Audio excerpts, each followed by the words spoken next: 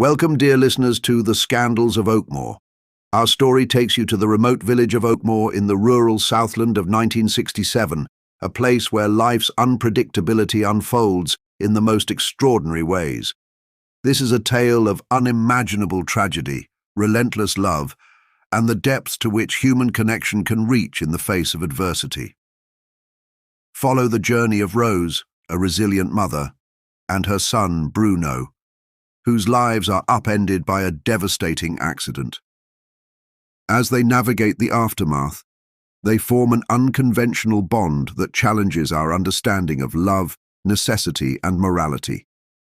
Prepare to be drawn into a narrative that will leave you questioning the limits of human resilience and the complexity of the human heart. Welcome to The Scandals of Oakmore.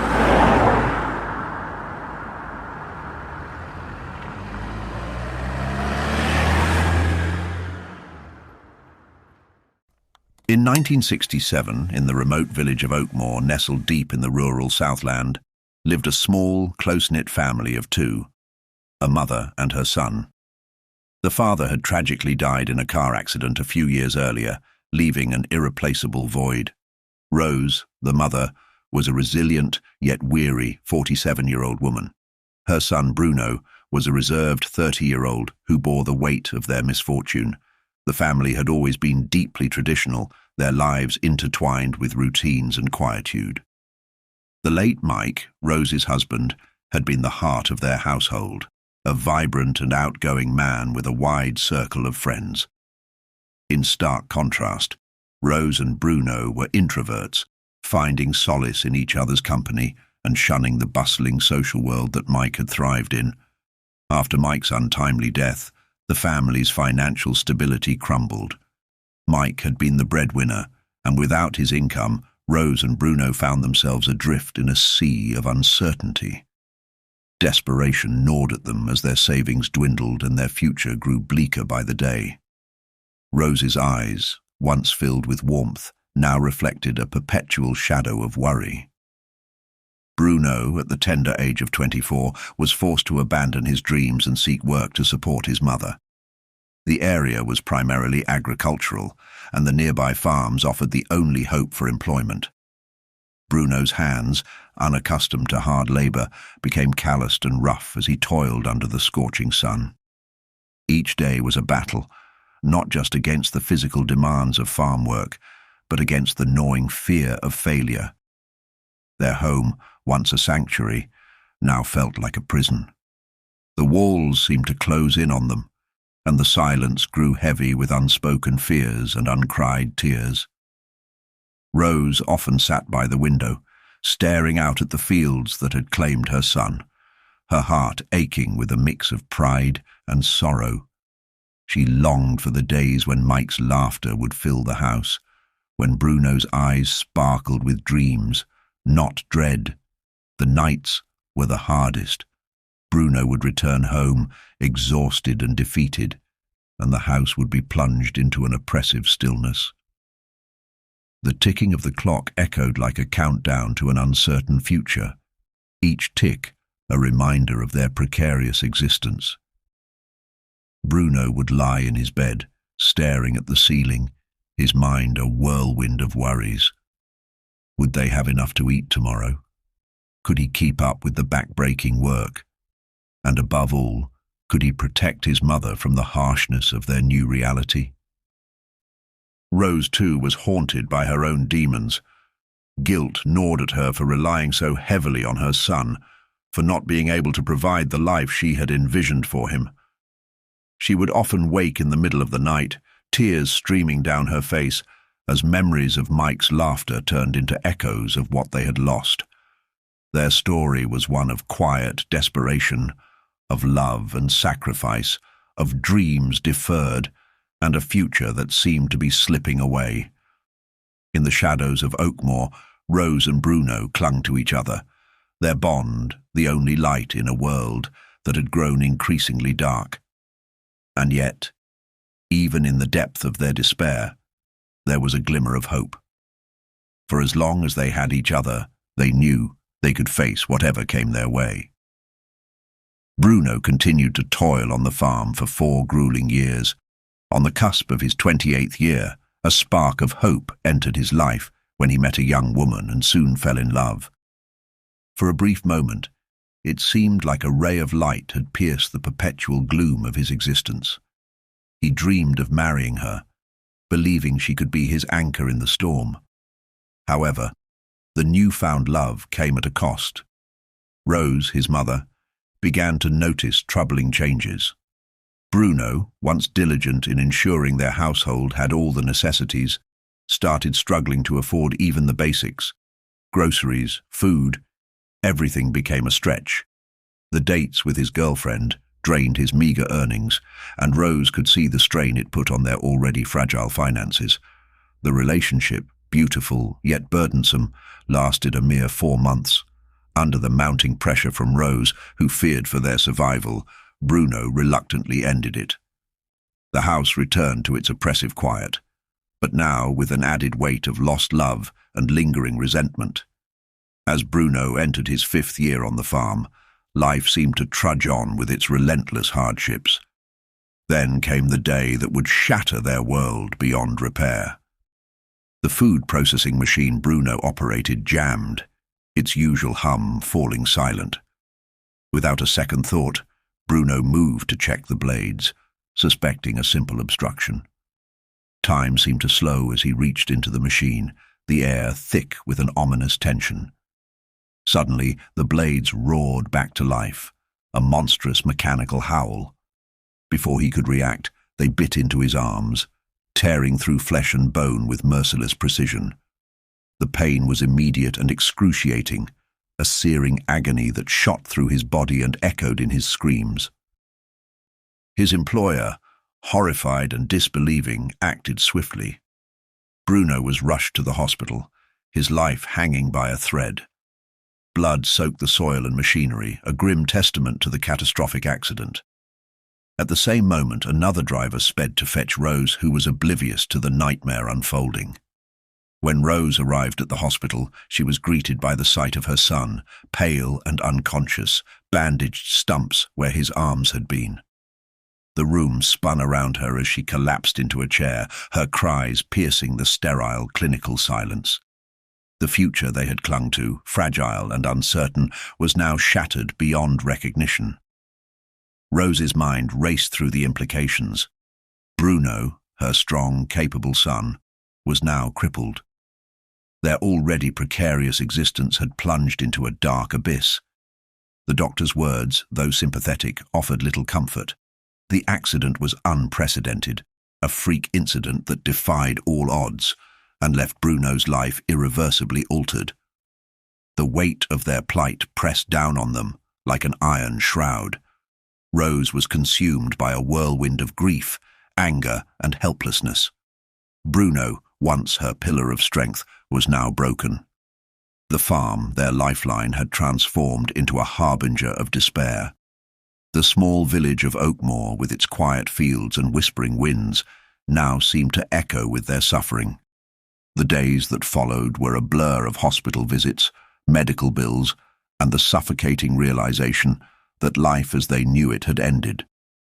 Bruno, sedated and silent, lay in his hospital bed, his dreams of a simple, happy life now distant and unattainable. Rose sat by his side, her heart a tempest of anguish and fear.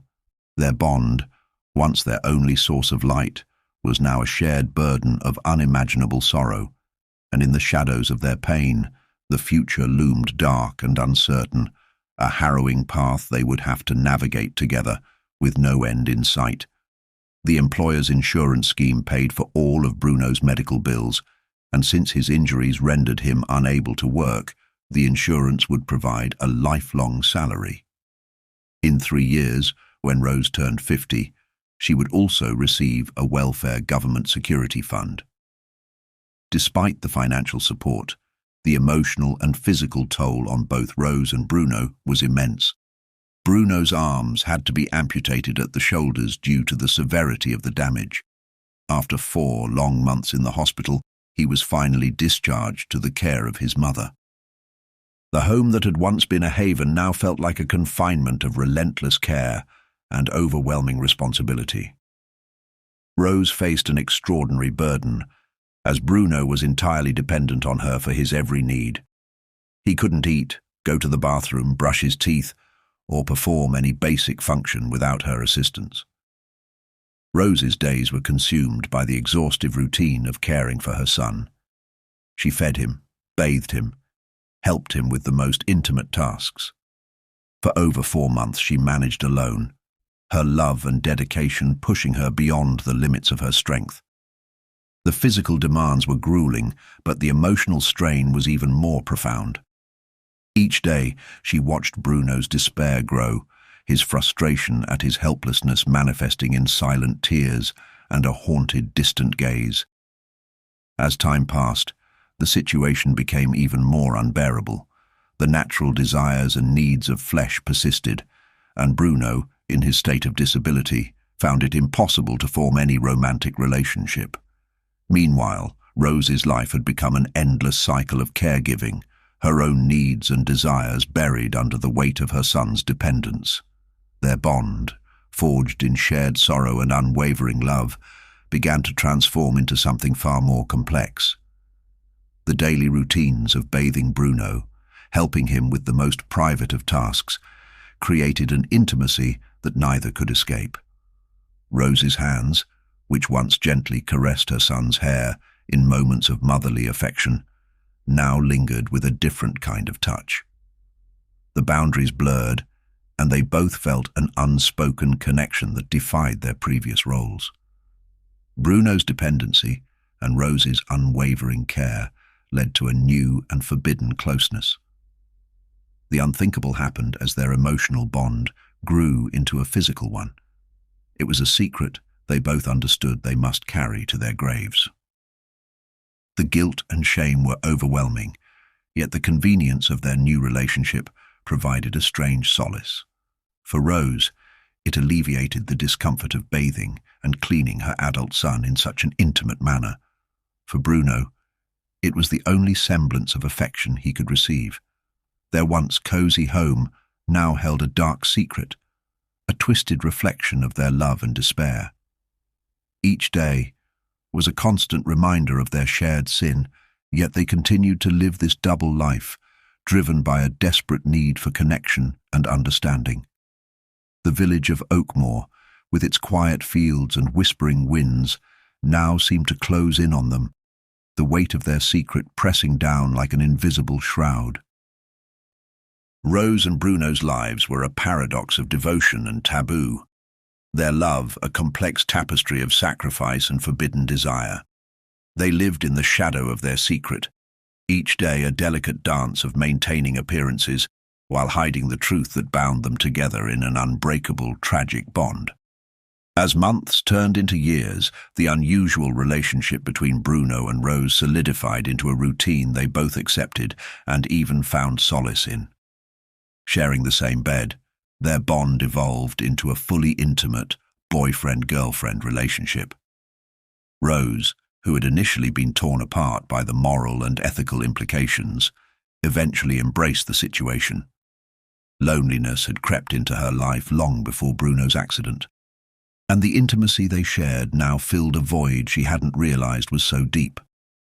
Their relationship became a sanctuary, a hidden world where they could both find comfort and understanding. Rose, who had once found it unbearable to bathe and care for an adult man with natural desires, now saw it as a natural extension of their connection. Bruno, who had felt isolated and dejected by his condition, found a renewed sense of purpose and belonging in their closeness.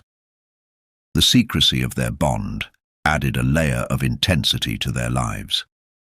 Every shared glance, every whispered word, carried the weight of their unspoken truth.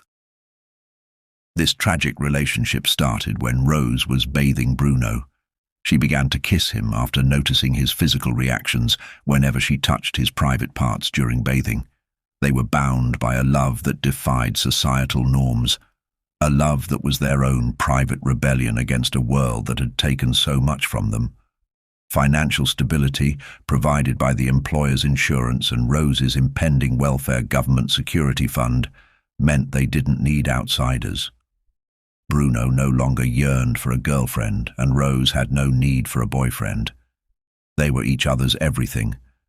The outside world, with its judgments and conventions, became irrelevant. Their secret was a fortress, protecting them from the prying eyes of Oakmore. Inside their home, they created a world where their unusual love was the norm. The days were filled with quiet companionship, shared chores, and the comforting rhythm of routine. Nights brought the intimacy that had become a cornerstone of their lives, a connection that transcended mere physicality and delved into the depths of their intertwined souls. This story leaves us grappling with profound questions about morals and values. Life, unpredictable and merciless, can change in the blink of an eye, stripping away what we hold dear, and forcing us to adapt in unimaginable ways. The accident that claimed Bruno's arms was a life-altering event that shattered their previous existence and forged a new path filled with unconventional choices. Their relationship challenges our understanding of love and necessity. It forces us to confront the idea that human connections can take on forms we might never consider under normal circumstances. When faced with extreme adversity, our brains work to normalize and adapt to the new reality, shifting our paradigms and reshaping our moral compass. As Bruno and Rose navigated their lives, their secret relationship became a testament to the complexity of human emotions and the lengths we go to find solace in each other. It was a relationship born out of necessity, sustained by love, and shielded by secrecy. Their bond, though unconventional, provided them with the strength to face each day and the comfort to endure the nights. In the quiet, remote village of Oakmore, their love story remains a hidden chapter, a poignant reminder that life's twists and turns can lead us to places we never imagined. And in those places, we might find the unexpected, the unthinkable, and perhaps the only thing that makes sense in a world turned upside down.